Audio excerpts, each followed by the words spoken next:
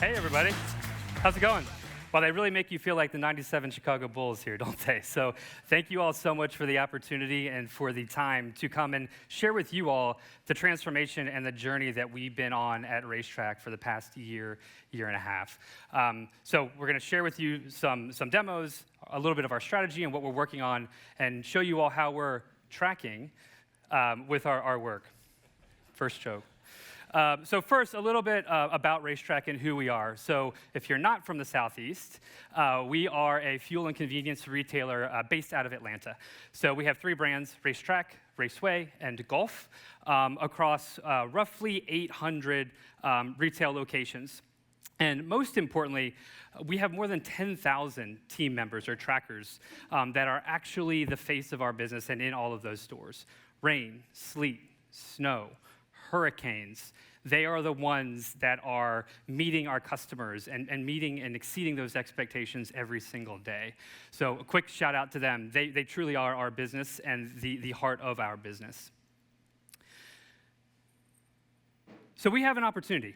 We have a really incredible opportunity, and that's to better identify external factors of our business in real time. So I mentioned hurricanes, I mentioned weather, I mentioned our team members and demand of our business. That is the pulse. Our customers and them showing up, their demand patterns are the pulse of our business. So we have an incredible opportunity to better understand that pulse, that heartbeat, and to optimize our operations to meet that pulse and to exceed our customers' expectations and what they want. So Foundry has been the cornerstone of activating that, bringing all of our data together, bringing all of our decision-making into a single platform. And because at the end of the day, it's that data and that pulse that our customers have grown to expect. And so let's talk about a real life scenario. This actually happened a couple of weeks ago down in Atlanta. We had a near 80-degree day in February, so the opposite of what's happening outside. And because of that, customer patterns change. We experience more foot traffic in our stores, more fuel volume, more. And because of that, we needed to adjust. And we did that in real time. So first and foremost, labor. Our store, as I alluded to, making sure we have the right number of team members in our store is so critical. They make sure that the stores are clean. They make sure that the food is stocked. They make sure that when you pick up that pump handle, you're going to get fuel into your vehicle. Or EV, mind you, we're also in the EV game. We also have the ability, based on that, to spin up real-time promotions, right? Maybe somebody has a hankering for ice cream and a warm day in February. We also need to adjust our production planning. So we produce food, pizza, hot dogs. And that demand pattern and that demand shift directly influences that production planning. And then lastly, maybe we want to bring those sunglasses up front. February, gloomy, not often that you need sunglasses in February, but for that particular day, we had the opportunity to do that and to adjust our planograms and where products are in our stores. So by using that real-time data, AI, machine learning, insert your favorite buzzword, we're putting all of that at the heartbeat in the center of our business. And I think we're taking a little bit of a unique approach. So those of us in the room, we probably talk a lot about chaining models, right? Using agents and models, forecasting. We're taking that to its next logical step, actually. We've created a network of these models. So they are all talking to each other in real time, adjusting, tweaking, taking all of those billions of data points together, upstream, downstream, left stream, right stream.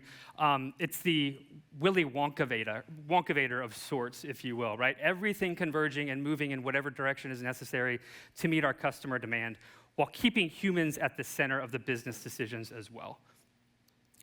So let's jump into what that actually looks like. So here's a quick lineage chart of our data and our modeling. And we believe that these billions of rows give us better insight and better capability into predicting what our customers are looking for. So as you'll see here, moving from left to right, data's models in the yellow, But at the center of this is quite literally the heartbeat that I was alluding to, right?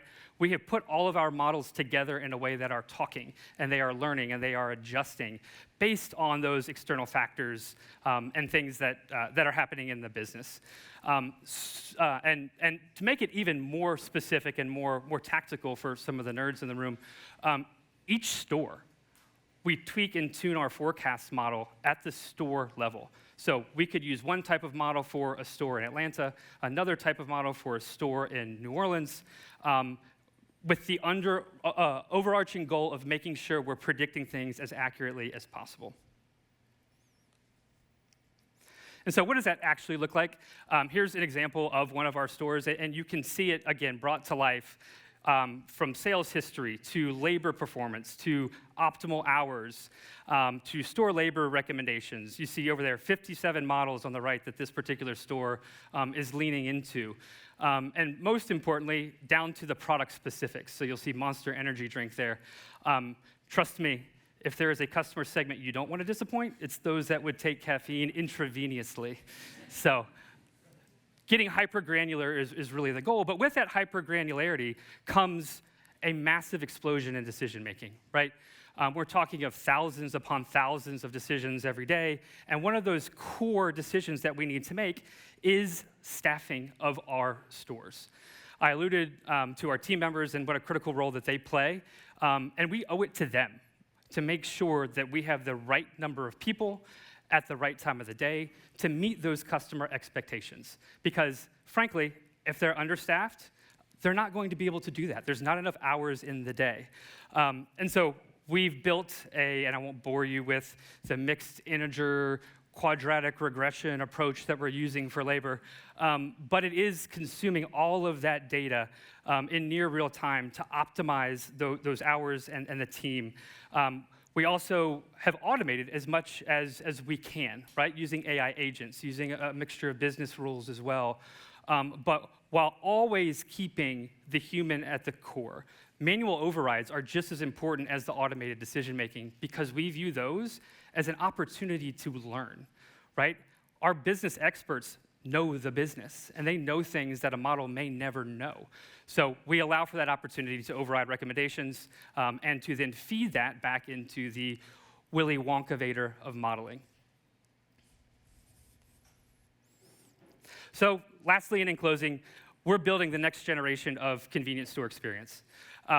It's this obsession over the customer and enabling our teams with the right decisions at the right time, taking these real-time external influences into account as quickly as possible. It's a way to keep that pulse front of mind, and it's also, we believe, a way to future-proof the customer moving forward, too. If we can pick up on those trends quickly, then we're able to adjust. So while we're not just forecasting demand, we're predicting the heartbeat of the future, even if that forecast throws us a warm day in February. Thank you all very much for the time.